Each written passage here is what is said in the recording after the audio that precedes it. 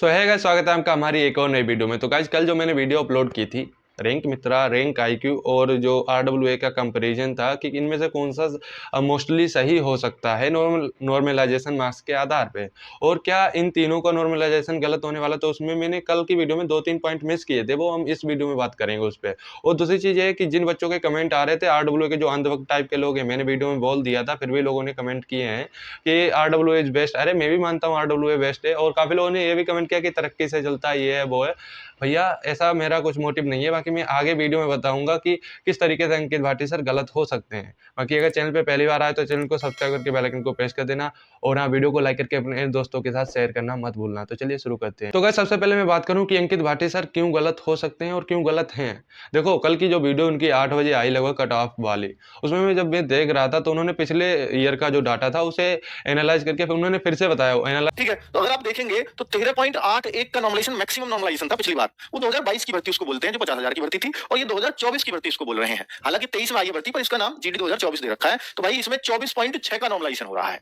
यानी पिछली बार जो पेपर में अंतर था वो कम था हार्ड और आसान लेवल में, इस बार जो है पेपर में अंतर ज्यादा आया है। तो 24.6, अगर मैं उस शिफ्ट को भी हटा दूं एग्जाम वाली को, तो इस बार जो मैक्सिमम नॉर्मलाइजेशन जा सकता है वो 24.5-25 नंबर। अगर वो शिफ्ट भी इन्होंने इसके साथ मिला दी तो ये 29 नंबर तक भी नॉर्मलाइजेशन किसी किसी को मिलेगा। पिछली बार आप चेक कर लो, इससे ज्यादा स्कोर शायद किसी भी बच्चे का नहीं बढ़ा होगा। तो भैया उनके सामने जीता जाता एग्जाम्पल मैं ही हूँ, और मेरी 2 वीडियो अपलोड हुई है। वो पिछले वीडियो में भी मतलब मैंने लिंक वगैरह डाल दी थी और आई बटन में और इंड स्क्रीन पे लगा दी थी। अगर आप लोगों ने देखी होगी तो आपको पता होगा मेरा नॉर्मलाइजेशन मार्क्स 17 नंबर बढ़ा था। तो अंकित सर ऐसा कैसे कह सकते हैं कि 13 नंबर से ज़्यादा नहीं बढ़े थे। और रही बात गलतियां निकालने की, तो इस तरीके की गलतियां मैं पूरा दिन ढूंढ ढूंढ के आप लोगों को बताता रहूंगा कि अंकित सर ने ये गलती की, अंकित सर ने वो गलती की। मैं किसी की तरक्की से नहीं जलता हूँ, लेकिन जो गलत है उसे मैं गलत बोलूंगा।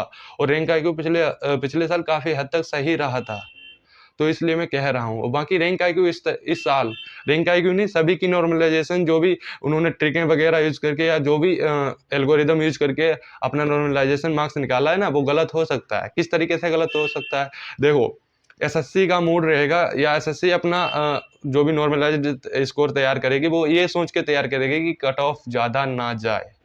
तो हो सकता है कि जो भी शिफ्ट हार्ड रही होगी या जिसका एवरेज मार्क्स कम बन रहा होगा, तो जो है एसएससी चाहेगी कि उसके नज़दीक ही लाया जाए लोगों को। तो हो सकता है वो जो जिनके एवरेज मार्क्स ज़्यादा बनेंगे या जो इजी शिफ्ट होगी उनके मार्क्स कम करे। क्योंकि अभी तक तो एसएससी पिछले ईयर वाला अगर फॉलो हुआ तो रैंक आईक्यू बेहतर रिजल्ट देगा, ये मैं बता दे रहा हूँ। रैंक आईक्यू और रैंक मित्रा का चांस है कि वो बेहतर रिजल्ट देगा, ठीक है। और अगर पिछले ईयर की तरह नॉर्मलाइजेशन पैटर्न नहीं यूज हुआ तो इस बार सभी का डाटा फेल होने वाला है, इतना मैं गारंटी ले सकता हूँ। क्योंकि एसएससी यूज करेगी माइनस वाला कि सभी के कम करने हैं और उसके मुकाबले लाना है जो मतलब जिसकी हार्ड शिफ्ट रही हो या जिसका एवरेज मार्क्स कम बन रहा हो, और उसी हिसाब से नॉर्मलाइजेशन होता है। और जिस तरीके से अंकित भाटी सर ने बताया कि इस शिफ्ट का इतना बढ़ेगा, उस शिफ्ट का इतना बढ़ेगा, तो ऐसा बिल्कुल नहीं होता है। जैसे कि मान लो रैंक आईक्यू क्या करता है, रैंक आईक्यू हर एक पर्टिकुलर बच्चे का अलग अलग बताता है। मेरी शिफ्ट में पिछले साल 17 नंबर बढ़े थे, तो ऐसा नहीं था कि हर बच्चे के मेरी शिफ्ट में 17 नंबर बढ़े हों।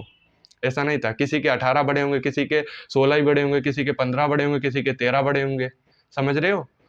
तो ये चीज़ है इसमें, क्योंकि इसमें ये भी डिपेंड करता है कि आपने किस लेवल का क्वेश्चन अटेम्प्ट किया है और उसे कितने लोग कर पा रहे हैं। लेवल चाहे कुछ भी ना हो, अगर उसे ज़्यादा लोग कर पा रहे हैं तो वो इजी माना जाएगा, और अगर उसे कम लोग कर पा रहे हैं तो वो टफ माना जाएगा, और उसी बेस पे नॉर्मलाइजेशन होता है।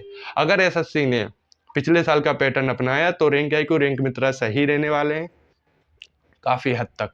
और अगर एसएससी ने ये सब ना अपना के अपना रूल जो माइनस वाला सेकेंड पैटर्न होता है उसे अपनाया तो सभी फेल होने वाले हैं, और नॉर्मलाइजेशन सभी के लोग माइनस होंगे और उसके बराबर लाया जाएगा। हो सकता है ऐसा हो कि कुछ के मतलब कि जो मैक्सिमम वाले हैं, जो जिनके अच्छे नंबर बन रहे हैं इजी शिफ्ट वाले, उनके कुछ कम किए जाएं, और जो जिनके कम बन रहे हैं, जिनकी हार्ड शिफ्ट है, उनके कुछ बढ़ाए जाएं, तब जाके लेवल बराबर लाया जाए। तो ऐसा भी हो सकता है।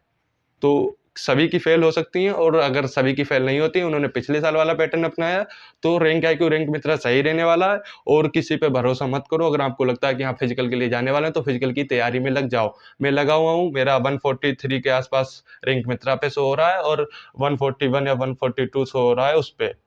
रैंक आईक्यू पे। और जो मेरा ऑब्जेक्शन वाला क्वेश्चन है उस पे जब रिवाइज आंसर की आएगी तो मेरा 2.25 नंबर और बढ़ेगा। तो मैं श्योर हूँ, सिलेक्शन हो या ना हो, लेकिन मैं अपने फिजिकल के लिए श्योर हूँ कि हाँ, फिजिकल के लिए जा सकता हूँ अगर पिछले साल का पैटर्न अपनाया तो। और बाद का पैटर्न अपनाया तब भी चांस रहेंगे कि फिजिकल के लिए जाऊँगा। तो यही था वीडियो में, बाकी किसी पे ज़्यादा डिपेंड मत रहो, ठीक है?